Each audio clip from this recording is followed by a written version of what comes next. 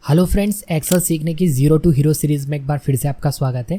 और आज की इस क्लास के अंदर मैं आपको होम मेन्यू के ये सभी ऑप्शन डिटेल में बताऊंगा। लेकिन अगर आपने सीरीज के प्रीवियस वीडियो को नहीं देखा है तो उस पर मैंने ये वाली प्लेलिस्ट बना दी है और इस प्लेलिस्ट का लिंक मैंने आपको वीडियो के डिस्क्रिप्शन बॉक्स में दे रखा है, तो एक बार आप इन सभी प्रीवियस वीडियो को भी जरूर देख लेना। तो चलिए शुरू करते हैं। मेरा नाम है अभिषेक और आप देख रहे हैं माइक्रो सॉल्यूशन। तो यहाँ पर फ्रेंड्स मैंने ये जो फॉर्मेट बना रखा है इसे ऑलरेडी मैंने आपको इससे प्रीवियस वाले वीडियो के अंदर बनाकर दिखा दिया था। अब मैं यहाँ पर होम मेन्यू के अंदर हूँ, यानी आप इसे कह सकते हैं मैं होम टैब के अंदर हूँ और इसके अंदर आपको ये तमाम ऑप्शन मिल जाते हैं और मैं आपको एक एक करके इन ऑप्शन का यूज करके दिखाऊंगा, वो भी इसी शीट के ऊपर। तो यहाँ पर जो सबसे पहला ऑप्शन है वो है कट, और कट का यूज करके आप किसी भी सेल का डाटा, किसी भी रो का डाटा और किसी भी कॉलम का डाटा आप एक जगह से दूसरी जगह ले आ सकते हैं। तो यहाँ पर एग्जाम्पल के लिए ये जो सुनील है, अगर इसका पूरा डेटा मुझे लास्ट में लेकर जाना है तो देखिए मैं क्या करूंगा, सबसे पहले इस रो को सेलेक्ट कर लूंगा। तो मेरे को पूरा सेलेक्ट करना पड़ेगा जहां तक उसका डेटा है, तो मैंने रो को सेलेक्ट कर लिया। अब यहाँ पर कट का ऑप्शन मिल जाएगा, मैं यहाँ से इसे कट कर सकता हूँ। कट करने के बाद मुझे जहां ले जाना है वहां मैं क्लिक कर दूंगा, उसके बाद में पेस्ट पर क्लिक कर दूंगा। यहाँ पर देखिए पेस्ट है। आप कीबोर्ड शॉर्टकट कंट्रोल वी का यूज भी कर सकते हैं और कट करने के लिए कीबोर्ड शॉर्टकट है कंट्रोल एक्स, आप इसका यूज भी कर सकते हैं। अब यहाँ पर अगर आपको पूरा कॉलम हटाना है तो आप यहाँ से पूरा कॉलम सेलेक्ट कर लें, रो हटानी है तो रो सेलेक्ट कर लें, सिंगल किसी सेल का डेटा हटाना है तो आप यहाँ से सेल सेलेक्ट कर लें। ये आपके ऊपर निर्भर करेगा, जब आपको जरूरत पड़ेगी आप अपने हिसाब से कर सकते हैं, ठीक है। इसके बाद जो नेक्स्ट ऑप्शन है वो है कॉपी। नाम से पता लग रहा है कि आप डेटा की कॉपी कर सकते हैं। मान लो आपको सेम रिकॉर्ड की दोबारा से एंट्री करनी है, कई बार हमें ऐसी जरूरत पड़ जाती है कि जो लिखा है उसे हमें फिर से चाहिए, या कोई इमेज हो गई या कुछ हमने ऐसा ड्रॉ कर रखा है यहाँ पर, अगर उसकी हमें कॉपी करनी है तो हम यहाँ से कर सकते हैं। अभी एग्जांपल के लिए हम केवल टेक्स्ट की कॉपी करेंगे, या फिर यहाँ पर क्लास लिखी, इसकी सेम क्लास मुझे यहाँ चाहिए तो मैं एक बार कॉपी करके रख सकता हूँ। कॉपी करने का शॉर्टकट क्या है, कंट्रोल सी, और चाहूँ तो मैं यहाँ पर भी क्लिक कर सकता हूँ। तो देखो मैंने यहाँ पर क्लिक कर दिया, ये सेलेक्ट हो गया। अब मुझे यहाँ पर डेटा लाना है तो मैंने यहाँ पर सेलेक्ट करा और उसके बाद कंट्रोल वी कर दिया, यानी पेस्ट कर दिया। आप यहाँ से भी कर सकते हैं, ठीक है। अब जहां भी मुझे सेम चाहिए तो मैं यहाँ पर कंट्रोल वी करता जाऊंगा। कॉपी एक बार करना है, आप पेस्ट कितनी बार भी कर सकते हैं, ठीक है, जब तक कि आप दूसरा कोई टेक्स्ट कॉपी ना कर लें। अब मैं कंट्रोल वी करते जा रहा हूँ, देखो यहाँ पर क्लास आती जा रही है। तो अगर आपको किसी टेक्स्ट की बार बार जरूरत पड़ती है तो आप उसे कॉपी करके रख सकते हैं, फिर आपको जस्ट पेस्ट पर क्लिक करना होगा या कीबोर्ड शॉर्टकट कंट्रोल वी का यूज करना होगा।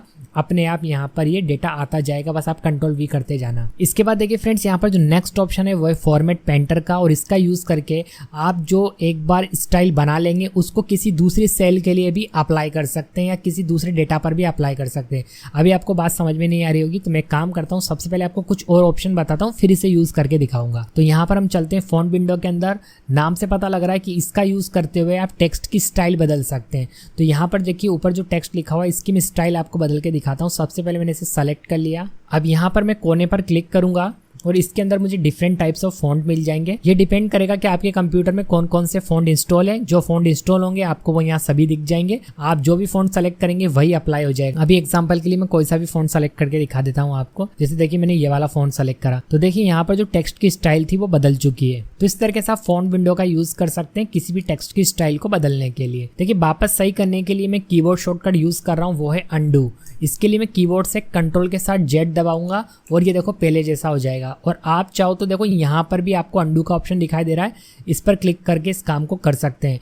मैंने वही कीबोर्ड शॉर्टकट अप्लाई करा है जो देखिए यहाँ पर दिखाई दे रहा है, कंट्रोल प्लस जेड। इसी के पास जो नेक्स्ट ऑप्शन है इसका मतलब है रीडू, कि जो भी आपने अंडू से पीछे करा है वो वापस आप एक स्टेप आगे बढ़ जाओगे। जैसे कि देखिए मैं क्लिक करके दिखाता हूँ आपको, तो वापस वही फॉन्ट आ गया क्योंकि हम आगे आ गए। और रीडू के लिए कंट्रोल के साथ आपको वाई दबाना है। इसके बाद आपको जो नेक्स्ट विंडो दिखाई दे रही छोटी सी, इसकी हेल्प से आप अपने टेक्स्ट की साइज को बढ़ा और घटा सकते हैं। तो यहाँ पर देखो हम क्या करते हैं कि जो फॉन्ट है ना ऊपर लिखा हुआ है इसकी साइज को बढ़ाएंगे पहले। तो बढ़ाने के लिए देखो यहाँ पर मैंने कोने पर क्लिक करा और यहाँ पर देखो बहुत सारी साइज है। जैसे मैंने यहाँ पर 20 सेलेक्ट करा तो देखो फॉन्ट काफ़ी बड़ा हो चुका है।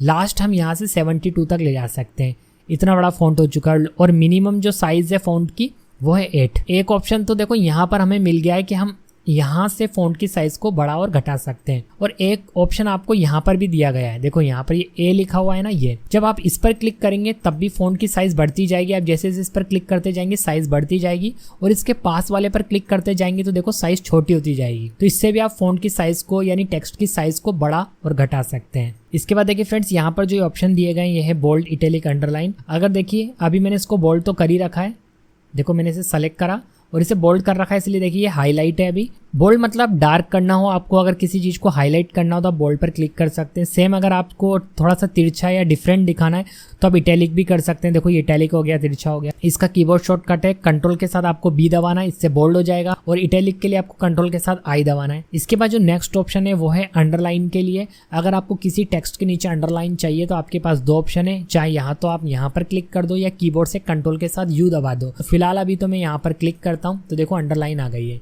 देखो सबके नीचे आ गई है, ठीक है। बट यहाँ पर देखिए अंडरलाइन के भी हमारे पास ऑप्शन है। अभी तो हमने जैसे इस पर क्लिक करा था तो अंडरलाइन बिल्कुल प्लेन वाली आई थी, बट हम अंडरलाइन की स्टाइल भी चेंज कर सकते हैं। तो यहाँ पर देखिए आपको मिल जाएगा डबल अंडरलाइन, इस पर आप क्लिक करेंगे तो देखो डबल अंडरलाइन हो गई। तो ये अंडरलाइन के लिए यूज में लाया जाता है। इसके बाद देखिए यहाँ पर आपको बॉर्डर का ऑप्शन मिल जाएगा। आप इस फॉर्मेट को एज ए टेबल फॉर्मेट में बदल सकते हैं। अभी टेबल फॉर्मेट में तो है, लेकिन जब आप इसको प्रिंट करेंगे ना तब ये जो लाइंस दिखाई दे रही है एक्सेल के अंदर आपको ये लाइंस नहीं आएगी। ये रो और कॉलम आपको दिखाई दे रहे हैं, ये बने हुए नहीं आएंगे। अगर आप चाहते हैं कि जब आप इसे पेपर पर प्रिंट करें तो आपको रो एंड कॉलम में डेटा दिखाई दे, तो उसके लिए फिर आपको क्या करना है, यहाँ पर पहले अपनी टेबल को सेलेक्ट कर लेना पूरा। जितना भी आपको यहाँ पर टेबल बनाना है उतना पहले पूरा सेलेक्ट कर लो। सेलेक्ट करने के बाद आपको यहाँ पर क्लिक करना है, कोने पर क्लिक करना है। एक्चुअल में इसके ऊपर नहीं करना है, इसके कोने पे क्लिक करना है, तब इसके अंदर के ऑप्शन खुलेंगे।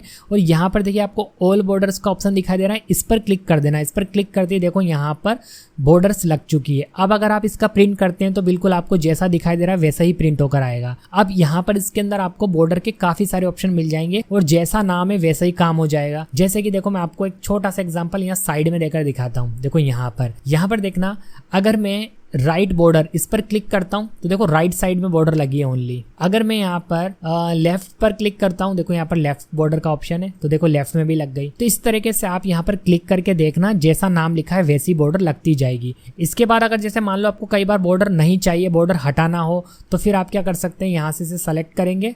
देखो मैं सेलेक्ट कर रहा हूँ। सेलेक्ट करने के बाद यहाँ पर आपको ऑप्शन मिल जाएगा नो बॉर्डर का। देखो ये रहा नो बॉर्डर, इस पर क्लिक करना, बॉर्डर हट जाएगी। कई बार हमें बॉर्डर हटाने की जरूरत भी पड़ती है, और अगर आपको वापस लगाना है तो इसके अंदर आपको बहुत सारे ऑप्शन मिल जाएंगे। जैसे आपको बॉर्डर थोड़ी सी डार्क करनी है तो यहाँ पर आपको ये वाला ऑप्शन मिल जाएगा, इस पर क्लिक करना, देखो बॉर्डर थोड़ी डार्क हो जाएगी। काफी सारे ऑप्शन है इसके अंदर, एक बार आप यूज कर करके क्लिक कर करके देखना, डेफिनेटली आपको समझ में आ जाएगा। नेक्स्ट ऑप्शन है यहाँ पर ड्रॉ बॉर्डर। नाम से पता लग रहा है कि बॉर्डर आप खुद ड्रॉ कर सकते हैं। जैसे मैंने इस पर क्लिक करा तो यहाँ पर देखो ड्रॉ के लिए पेन बन गया है। आपको कितनी बड़ी टेबल में बॉर्डर चाहिए वो सब आप यहाँ से चूज कर सकते हैं। देखो मैंने यहाँ पर क्लिक करा, है अपने हिसाब से मैं यहाँ पर ड्रॉ करते जा रहा हूँ, ठीक है।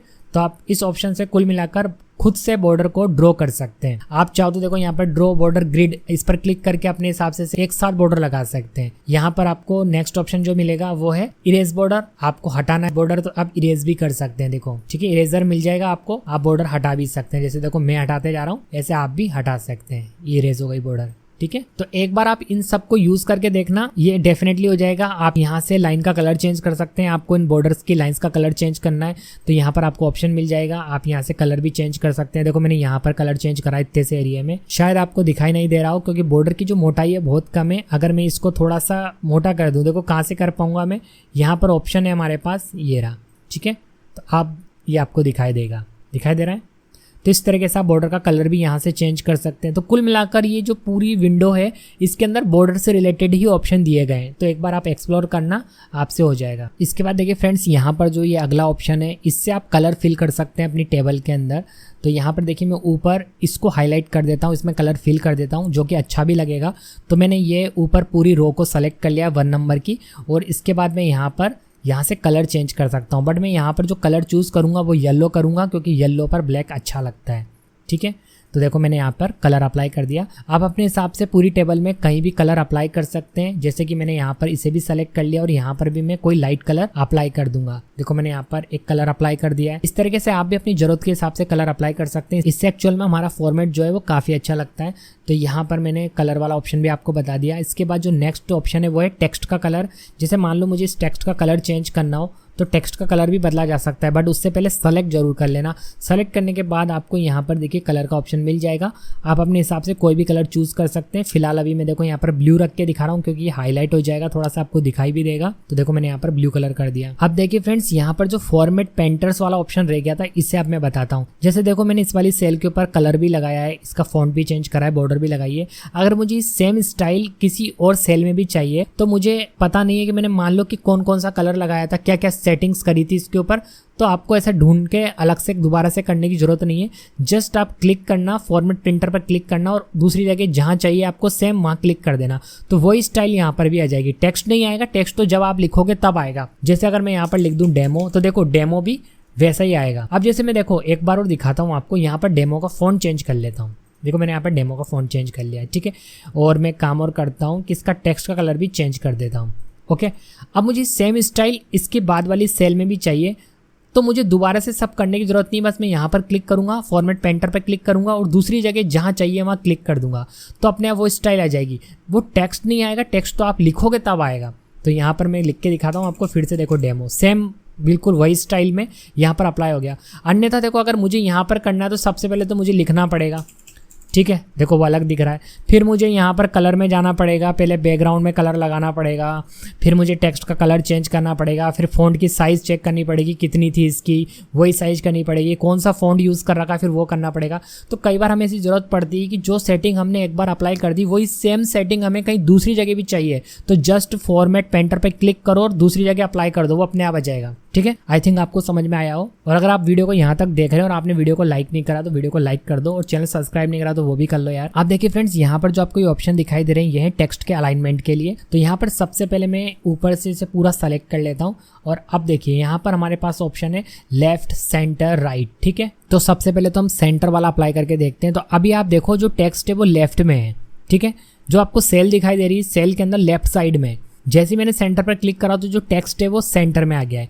अगर मैं यहाँ पर राइट पर क्लिक करता हूँ, यानी राइट अलाइनमेंट सेलेक्ट करता हूँ, तो देखो राइट में आ गया। बाय डिफ़ॉल्ट लेफ्ट में ही होता है, लेकिन हम राइट से वापस लेफ्ट में जा सकते हैं, सेंटर से फिर से लेफ्ट में जा सकते हैं इस पर क्लिक करके, ठीक है। ये तो हुआ हमारा लेफ्ट राइट सेंटर अलाइनमेंट। ऐसे ही हम टॉप टू बॉटम में भी अलाइनमेंट सेट कर सकते हैं। इसके लिए मुझे थोड़ी सी रो की साइज़ बढ़ानी पड़ेगी, तो मैं यहाँ पर दोनों रो 1 और 2 के बीच में माउस का पॉइंटर रख के नीचे की ओर खींच रहा हूँ, इससे थोड़ी सी रो की साइज बढ़ गई है। तो यहाँ पर देखो स्टूडेंट आईडी, इसके अंदर मैं आपको समझा रहा हूँ। अभी मैंने इसको सेंटर कर दिया, देखो सेंटर में तो कर दिया, बट अब मुझे ऊपर से नीचे के यानी बीच में करना है, टॉप टू बॉटम के बीच में लाना है। तो इसके लिए यहाँ पर ये अलाइनमेंट दिया है। ऊपर वाले जो तीनों अलाइनमेंट है ये टॉप टू बॉटम में काम करते हैं। तो बाय डिफ़ॉल्ट देखो अभी बॉटम वाला सेलेक्ट है, अब मैं सेंटर सेलेक्ट कर दूंगा तो देखो सेंटर में आ गया, और अगर मैं इस पर क्लिक करता हूं तो टॉप पर आ जाएगा। तो इस तरह से भी आप टेक्स्ट को सेल के अंदर अलाइन कर सकते हैं, ठीक है। बाय डिफ़ॉल्ट ही अच्छा लगता है वैसे, बट कई बार जरूरत पड़ती है ऐसी हमें। इसके बाद देखिए फ्रेंड्स, यहाँ पर जो नेक्स्ट ऑप्शन है इसकी हेल्प से आप टेक्स्ट को सेल के अंदर डिफरेंट एंगल पर लिख सकते हो। सिंपल, देखो अभी समझते हैं हम। स्टूडेंट आईडी वाली सेल को मैंने सेलेक्ट करा और यहाँ पर मैं देखो ये वाला एंगल सेलेक्ट कर लेता हूँ। तो देखो ये इस तरह से तिरछा हो गया, ठीक है। साइज़ बढ़ा दूंगा तो सेट हो जाएगा, देखो हो गया।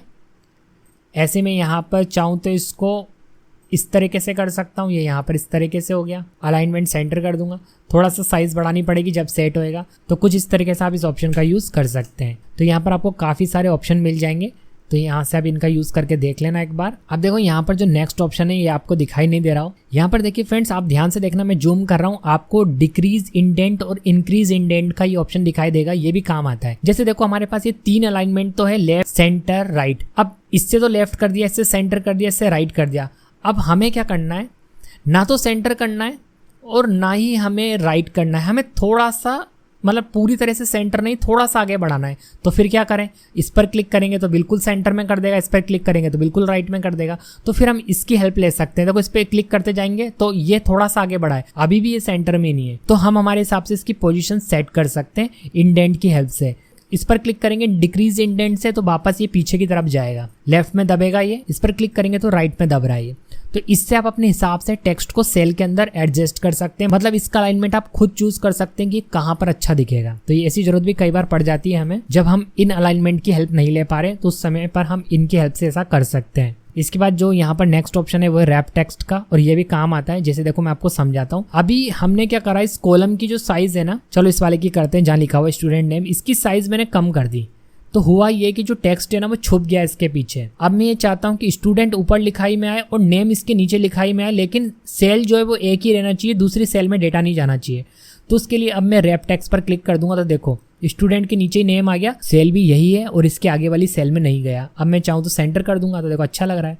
तो रैप टेक्स्ट से आप क्या कर सकते हो, अगर आपका टेक्स्ट जो है वो कट रहा है तो आप क्या करो, रो की साइज बढ़ा लो और फिर आप रैप टेक्स्ट पर क्लिक कर दो, ये ऐसे सेट हो जाएगा। इसके बाद देखिए फ्रेंड्स, यहाँ पर जो नेक्स्ट ऑप्शन है वो है मर्ज एंड सेंटर, और इसका यूज करके हम सेल को आपस में मर्ज कर सकते हैं। तो यहाँ पर देखिए ये सेल है हमारे पास। अगर हम चाहते हैं कि एक ही सेल बन जाए तो मैंने 3 सेल को एक साथ सेलेक्ट कर लिया है, और अब मैं इस पर क्लिक कर दूंगा तो तीनों सेल मिलकर एक ही सेल बन गई। जब मैं यहाँ क्लिक कर रहा हूँ तो एक ही सेल है। तो इस तरीके से आप सेल को आपस में मर्ज कर सकते हैं। ये आपकी चॉइस है कि आप कॉलम सेलेक्ट करके भी मर्ज कर सकते हो, जैसे अभी कॉलम सेलेक्ट करके मर्ज कराए, आप रो सेलेक्ट करके भी मर्ज कर सकते हैं। जैसे मैं नीचे की ओर बढ़ूंगा तो रो सेलेक्ट हो जाएंगी, और फिर मैं इसे मर्ज पर क्लिक करूंगा तो ये देखो एक ही सेल बन गई।